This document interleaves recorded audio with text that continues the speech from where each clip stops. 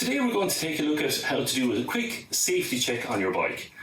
Now this is a very worthwhile check to do if your bike has been idle for a while and you've left it in the shed, or if the bike is ever out of your control, so if you leave it into a bike shop, or if you go to an event and somebody else brings the bike for you, or even if you're on holidays and you rent a bike, you should always do this quick safety check to make sure that the bike is safe to use.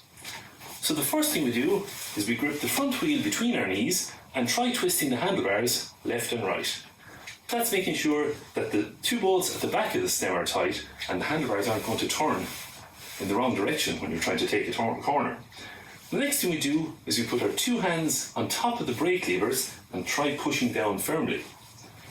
That's making sure that the bolts on the front of the stem are tight, so if you hit a pothole or a stone or a cat's eye, the handlebars won't drop down suddenly away from you. And we come around and we check the saddle. So just try moving it left and right, making sure that that's tight. And then we check the wheels. So just checking to make sure that both wheels are tight, that the skewers are correctly tightened, front and back. And then finally, we check the brakes. So all you do to check the brakes is you pull both brake levers as tight as you possibly can.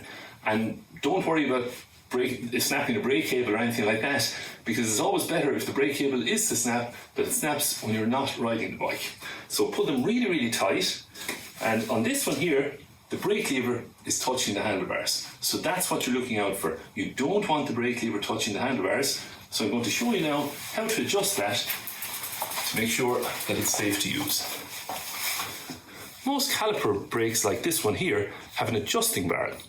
So what you do is you just turn that anti-clockwise, maybe 2 or 3 revolutions, and what that does, it puts tension on the cable here and it brings the brake pad in closer to the rim.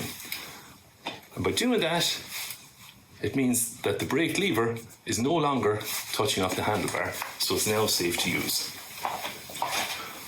One final thing to look out for is, especially if the bike is after being in the shed for a while or being idle, is to check your tyre pressure, because the tyres can lose pressure very quickly, and most racing bikes similar to this one would need to be pumped up to between 90 and 100 psi, and they do lose pressure maybe every 2 to 3 weeks. You'd need to top that up. So it's important to have that right, because if the tyres are too soft, you're more likely to get a puncture, and also the bike will handle a bit differently as well. So that's a quick safety check that's well worth doing, and you can go out in confidence and know that you're safe on your bike and that you'll be able to enjoy your cycling.